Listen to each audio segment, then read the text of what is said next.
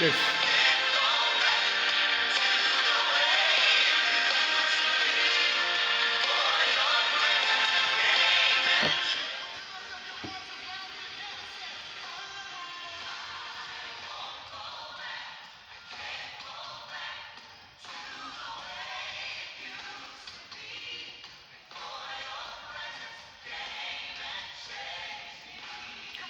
Hallelujah. That is a decision that we have to take. Deciding that irrespective of the challenges and the difficulties, irrespective of the challenges, opposition, hindrances, obstacles, the things that we meet on the way, things that will discourage us, that we won't go back. No room for going back to Egypt. Hallelujah. Praise the name of the Lord. I want to welcome you again to this morning edition of Tea with the Bread of Life. Hallelujah. My name is Pastor Okwe Oga. And on this episode, I want to share with us on the need to keep on singing the Lord's song, even in the strange land. Praise the name of the Lord. So I tag it, singing God's song in the strange land. And I'm taking my text from Psalm 137 verse 4, the Amplified Version. Say, how shall we sing the Lord's song in a strange land?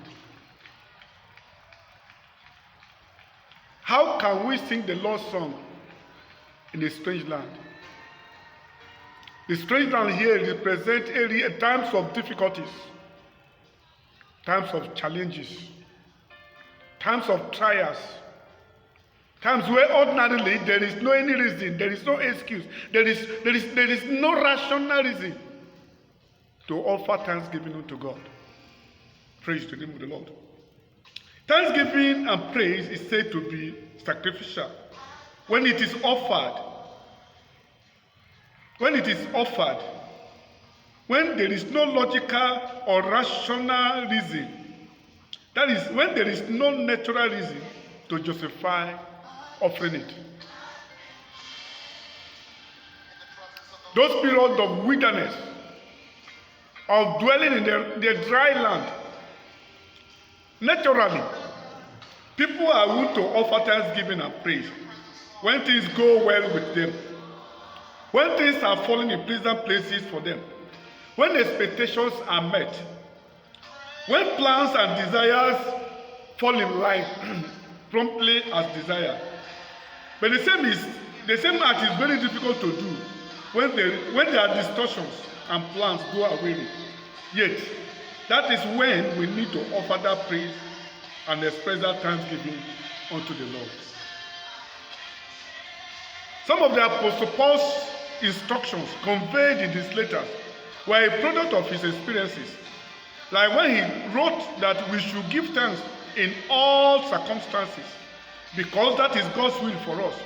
He knew what the power of praise can do, what it can evoke, having witnessed the quaking of the prison's foundation and the salvation of a whole household due to the praise that they offered while they were in illegal detention. I'm referring to the story of the incarceration of Paul and Silas in Acts 16, verse 23 to 34, whereby they sang in the middle of the night.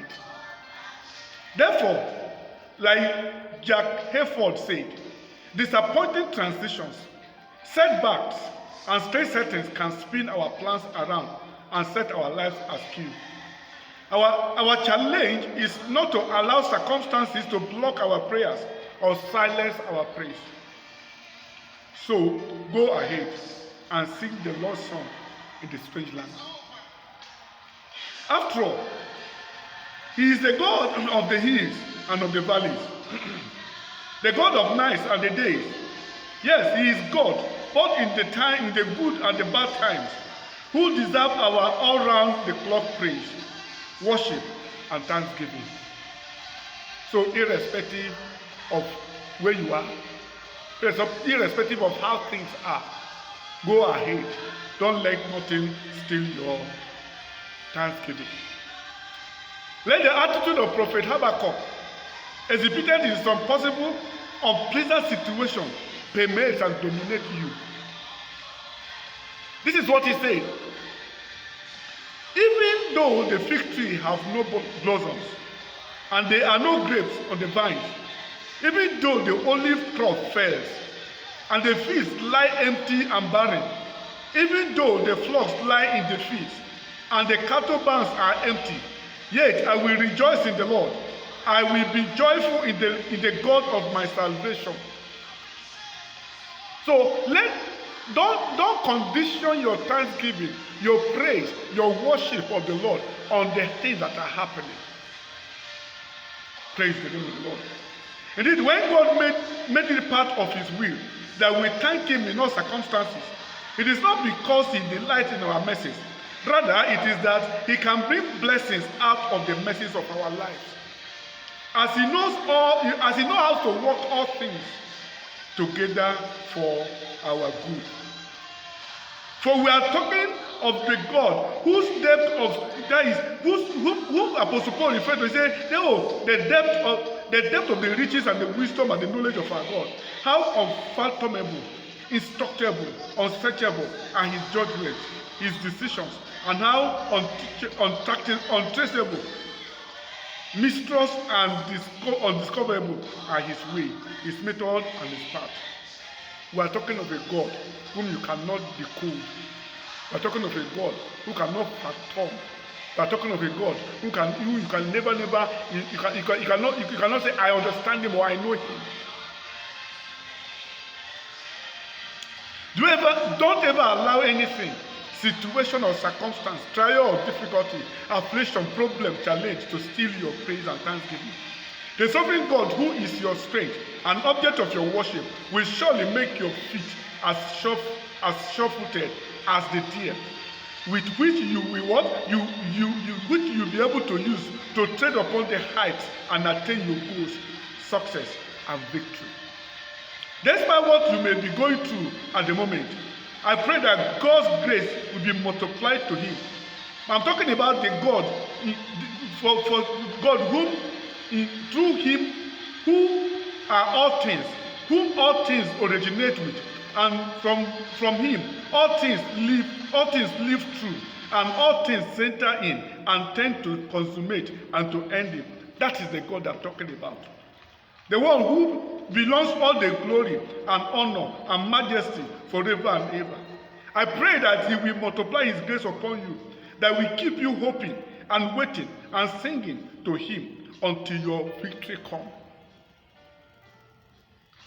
Don't let anything whatsoever shut your mouth. You can sing the Lord's song in the strange land. It is allowed. It is permissible. That is when it is regarded as sacrificial praise. Offer it unto the Lord. And there is nothing that you offer unto the Lord that he will not pay you back. Rise up. Rise above the storm of the life. Rise above the depression of the moment. Rise above the challenges of the moment, the limitations of the moment, and give that praise unto the Lord.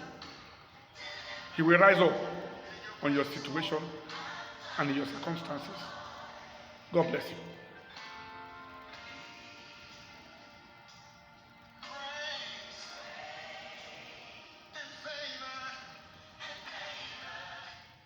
Hallelujah.